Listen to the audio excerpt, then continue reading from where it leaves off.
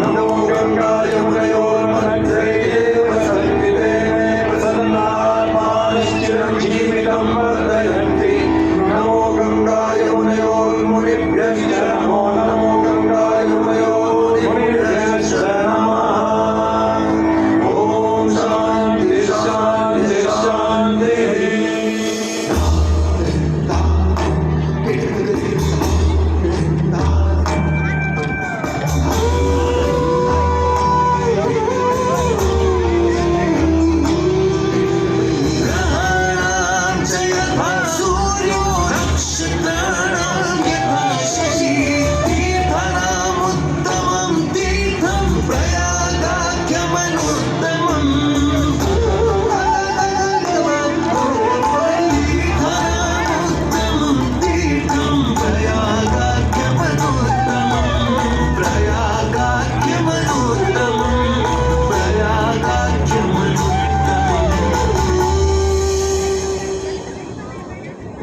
सूर्य ग्रहों में श्रेष्ठ है और चंद्रमा नक्षत्रों में श्रेष्ठ है। उसी प्रकार प्रयाग सभी तीर्थों में सर्वश्रेष्ठ है। पद्म पुराण में वर्णित ये श्लोक जिस तरह प्रयाग की विशेषता को दर्शाता है, उसी तरह इस पावन क्षेत्र का गुणगान करने वाली अनेक पौराणिक कथाएं, किंवदंतियां एवं कहानियां आज भी जनमानस में प्रचलित हैं। ऐसी ही एक पौराणिक कथा है जो भगवान ब्रह्मा को प्रयाग से जोड़ती है। मान्यताओं के अनुसार भगवान ब्रह्मा को यज्ञ करने हेतु एक दिव्य स्थान की आवश्यकता थी, जिसके चयन को लेकर वे बड़ी ही दुविधा में थे।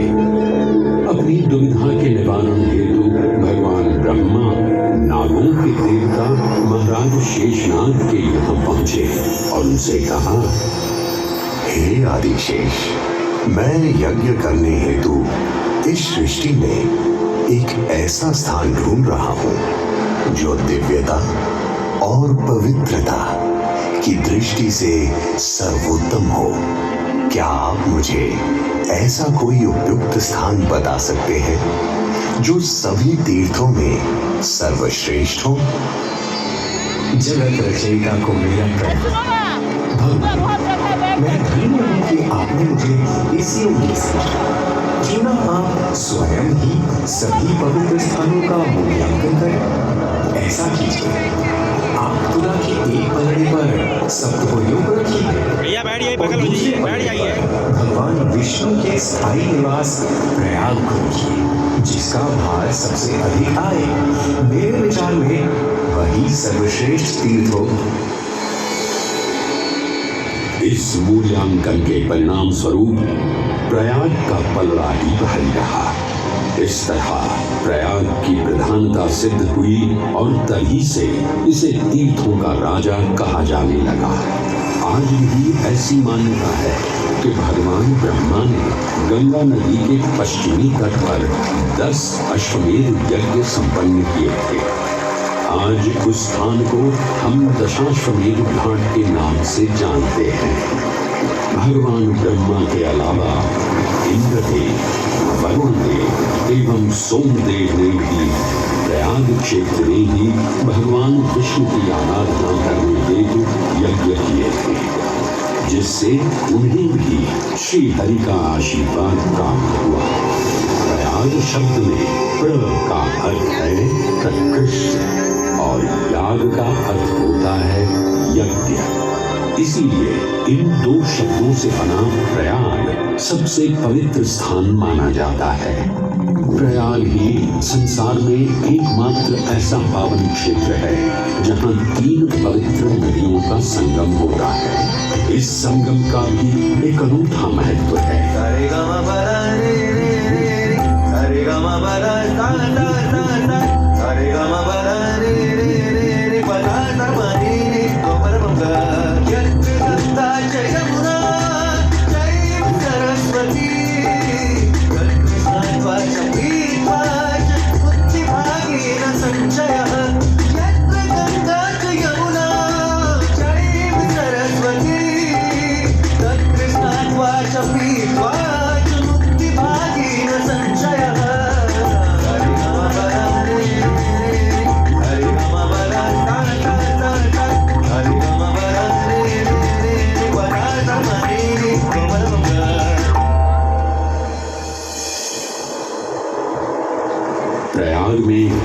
गंगा, यमुना और सरस्वती जैसी 3 सबसे पवित्र और पूजनीय नदियों का दिव्य संगम होता है।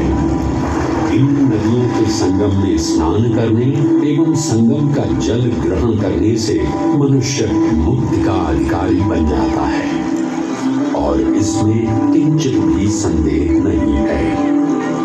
ब्रह्म पुराण में ब्रह्मा जी भी कहते हैं कि प्रयाग में सरस्वती जी अदृश्य रूप में आकर गंगा जी से मिलती है। इसलिए इस क्षेत्र को सरस्वती तीर्थ संगम भी कहा गया है। सरस्वती नदी के अदृश्य रूप से मिलने के पीछे भी एक पौराणिक कथा सुनने को मिलती है। ऐसा माना जाता है कि बद्रीनाथ क्षेत्र की गुफाओं में जब वेद व्यास जी भगवान गणेश को महाभारत की कथा सुना रहे थे, तब उस क्षण सरस्वती जी हिम शिखरों से टकराते हुए अपना मार्ग बनाती हुई बड़ी ही तीव्र गति से बह रही थी।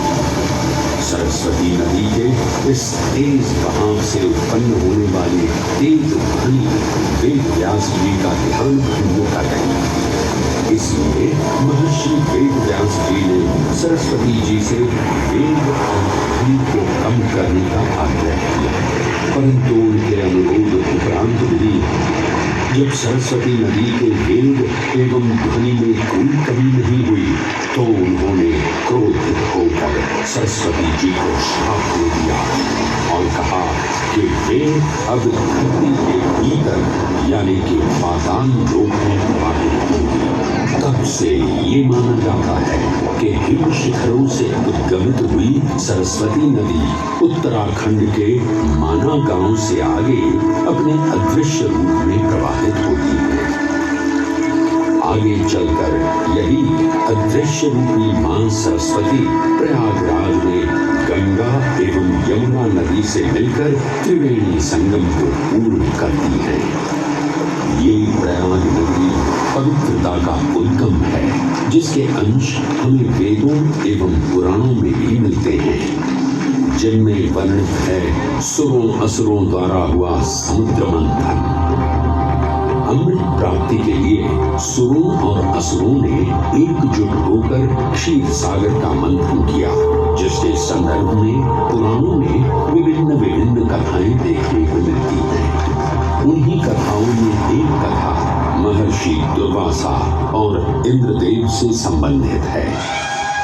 इस कथा के अनुसार ऋषि दुर्वासा ने इंद्रदेव से प्रसन्न हो उन्हें पारिजात पुष्पों की एक दिव्य माला भेंट की, जिसे इंद्रदेव ने साधारण पुष्पों की माला समझ स्वयं धारण न कर उसे अपने वाहक गजराज ऐरावत के मस्तक पर रख दिया। पल भर में गजराज ने वो माला धरा पर गिरा उसे अपने पैरों तले रौंद दिया। ऋषि दुर्वासा से ये अपमान सहन न हुआ और उसी क्षण क्रोधित हो उन्होंने इंद्रदेव को श्राप दे दिया। हे अहंकारी इंद्र, तेरा इतना दुस्साहस कि तूने मेरा अपमान किया।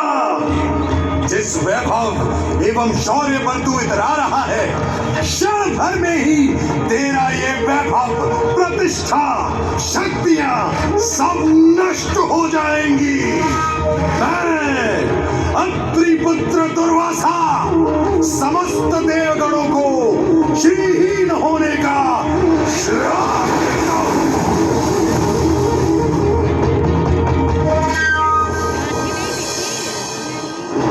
इस श्राप के परिणाम स्वरूप स्वर्गलोक से लेकर वैकुंठ धाम तक का सारा वैभव चला गया।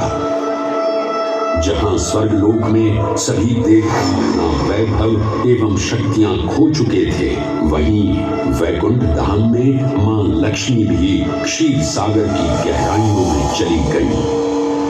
उनके जाते ही सृष्टि का संतुलन बिगड़ने लगा एवं असुर राजा बलि ने तीनों लोक अपने अधीन कर लिए।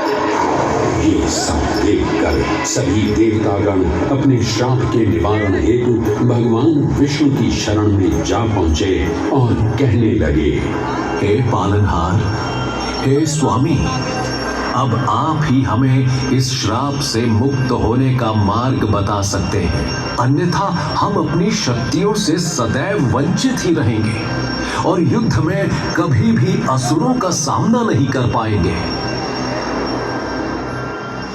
हे देवराज, ऋषि दुर्वासा के श्राप से सभी देवतागण जीवन मृत्यु के काल चक्र में बंध चुके हैं। इस काल चक्र एवं श्राप से मुक्त होने के लिए अब केवल एक ही मार्ग शेष है और वो है समुद्र मंथन। इस समुद्र मंथन से निकलने वाले रत्न ही आपके खोए हुए यश, वैभव और कीर्ति को पुनः स्थापित करेंगे। परंतु आपको इस मंथन के लिए असुरों के बल की भी आवश्यकता होगी, क्योंकि उनके बिना यह समुद्र मंथन संभव नहीं है। जैसी आपकी आज्ञा प्रभु, हम असुरों के साथ समुद्र मंथन करने के लिए तैयार हैं। देवताओं और असुरों ने एक मत होकर क्षीर सागर का मंथन करना स्वीकार किया। जहां मंदार पर्वत मथनी के रूप में आए तो वहीं वासुकी नाग को नेति की भूमिका मिली। भगवान विष्णु ने स्वयं कूर्म अवतार धारण कर मंदार पर्वत को उसका आधार प्रदान किया। क्षीर सागर को मथना शुरू किया गया और 14 रत्नों में सबसे पहले हलाहल विष उत्पन्न हुआ। उस विष के प्रभाव को कोई भी देवता या असुर सहन करने में समर्थ नहीं थे। इस कालकूट विष से सृष्टि का विनाश हो सकता था। इसीलिए इस आपदा से बचाने स्वयं देवों के देव महादेव प्रकट हुए और उन्होंने इस विष का पान किया। ये सब देख मां पार्वती ने विष को भगवान शिव के कंठ तक ही रोक दिया। इस कालकूट विष के प्रभाव से महादेव का कंठ नीला पड़ गया और तभी से उन्हें नीलकंठ के नाम से भी जाना जाने लगा।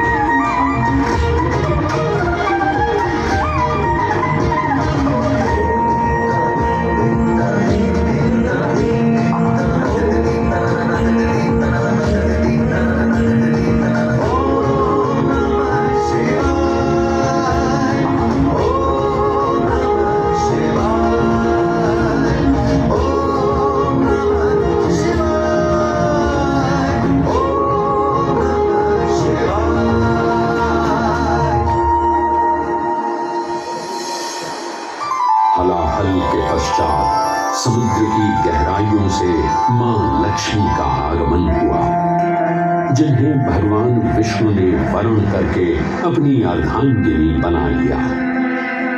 इसके पश्चात समुद्र मंथन से एक एक कर कामधेनु गाय, पारिजात वृक्ष, चंद्र, कल्प वृक्ष, अपार सुंदर अप्सराएं, गंधर्व, शंख, उच्चैश्रव, वारुण एवं कौस्तुभ मणि जैसे अनेक रत्न उत्पन्न हुए।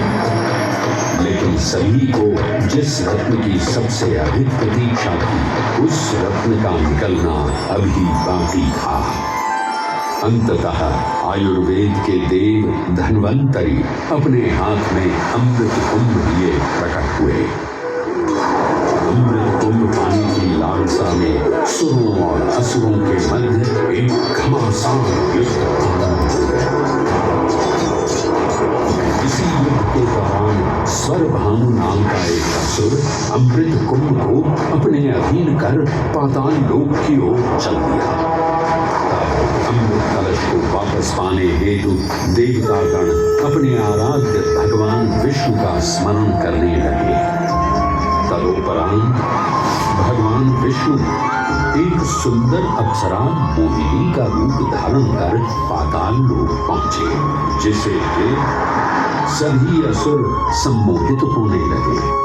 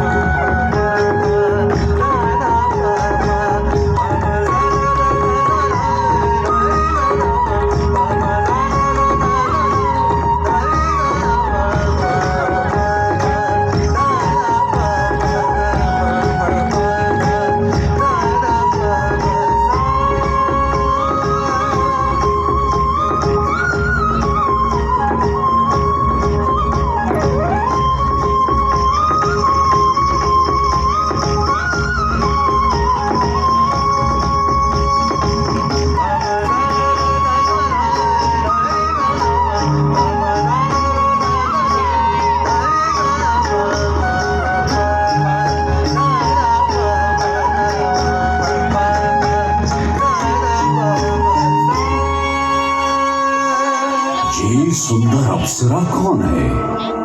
ये कहां से आई है? इसने तो मेरा मन ही मोह लिया। इसे तो मैं ही लेकर रहूंगा। इस सुंदर अप्सरा ने तो हम सबको सम्मोहित कर लिया है। हे सुंदरी, तुम कौन हो और यहाँ क्यों आई हो? हे असुरराज, मैं मोहिनी हूँ और आप ये समझ लीजिए कि मैं आप ही की सहायता हेतु यहाँ पर आई हूँ। हमारी सहायता हेतु? परंतु वो कैसे सुंदरी? मैं आपको ये ज्ञात कराने आई हूँ कि अमृत की असली शक्ति और गुण तो कलश के तल में विद्यमान है, जबकि ऊपर तो केवल जल मात्र है, जिसके ग्रहण करने से ज्यादा कोई लाभ न होगा। आप सभी इस अमृत को देवताओं के साथ बांट लीजिए। आखिर आप सभी ऋषि कश्यप के ही तो पुत्र हैं। देवताओं के साथ अमृत बांटने से एक तो आपका वैभव बढ़ेगा और दूसरा जो अमृत का फलदायक भाग है उसे आप ही ग्रहण कर सकेंगे। हे मनमोहिनी, तुम सत्य ही कह रही हो। परंतु अगर हमने ये अमृत कलश देवताओं को दे दिया तो क्या पता वे सारा अमृत स्वयं ही ग्रहण कर लें और हम सभी असुर इससे वंचित ही रह जाएं। आप निश्चित रहिए, ऐसा कदापि नहीं होगा। मैं स्वयं ही सभी सुरों और असुरों को अमृत पान करवाऊंगी और साथ ही साथ ये सुनिश्चित भी करूंगी कि अमृत का फलदायक भाग आप सभी को ही प्राप्त हो। बस फिर क्या था, भगवान विष्णु की अपरंपार लीला आरंभ हुई। जहां एक ओर सभी देवतागण विराजे तो वहीं दूसरी ओर सभी असुर। मोहिनी रूप धारण भगवान विष्णु एक एक कर सभी देवताओं को अमृत पान करवाने लगे, जिससे वे पुनः अपनी शक्तियां प्राप्त कर सकें। परंतु स्वरभानु नाम का असुर जल्द ही भगवान विष्णु की ये चालाकी भांप गया और चुपचाप देवता वेश धारण कर उन्हीं के बीच में जाकर विराजमान हो गया। तब जैसे ही मोहिनी स्वरभानु को अमृतपान कराने हेतु अग्रसर हुई, ठीक उसी क्षण सूर्य एवं चंद्रमा स्वरभानु का असली रूप पहचान गए। ये ज्ञात होते ही भगवान विष्णु अपने मूल रूप में परिवर्तित हो गए और अपने सुदर्शन चक्र से स्वरभानु का सिर धड़ से तब तक अमृत की 2 बूंदें स्वरभानु के कंठ से उतर चुकी थी, जिसके चलते वो अमरत्व महत्व प्राप्त कर चुका था। इस तरह स्वरभानु के कटे हुए सिर के भाग को राहु का नाम मिला और धड़ को केतु के नाम से जाना जाने लगा। माना जाता है कि प्रतिशोध की ज्वाला में ज्वलित राहु एवं केतु सूर्य एवं चंद्रमा पर ग्रहण लगाते हैं। इस प्रकार सूर्य और चंद्र पर ग्रहण लगना राहु और केतु का प्रतिशोध माना जाता है। भगवान विष्णु की ये लीला देख सभी असुर अचंभित हो उठे। इससे पहले कि वे कोई प्रतिक्रिया दे पाते, भगवान विष्णु के वाहन पक्षीराज गरुड़ ने शीघ्रता से अमृत कलश को उठा लिया और अपने साथ लेकर स्वर्गलोक की ओर उड़ चले। कहते हैं पक्षीराज की इस यात्रा के दौरान पृथ्वी पर 4 जगह अमृत की कुछ बूंदें छलक कर गिर पड़ी थी और इन बूंदों से उन नगरों की नदियों के पानी में अमृत जैसे गुण आ गए थे। वे 4 स्थान हरिद्वार, प्रयाग, उज्जैन एवं नासिक है और यही कारण है कि इन 4 नगरों में कुंभ का पर्व मनाया जाता है। ऐसी भी मान्यता है कि एक दिव्य दिवस एक सांसारिक वर्ष के बराबर होता है और पक्षीराज गरुड़ की यात्रा में 12 दिन लगे थे। इसीलिए हर 12वें वर्ष में कुंभ पर्व मनाया जाता है।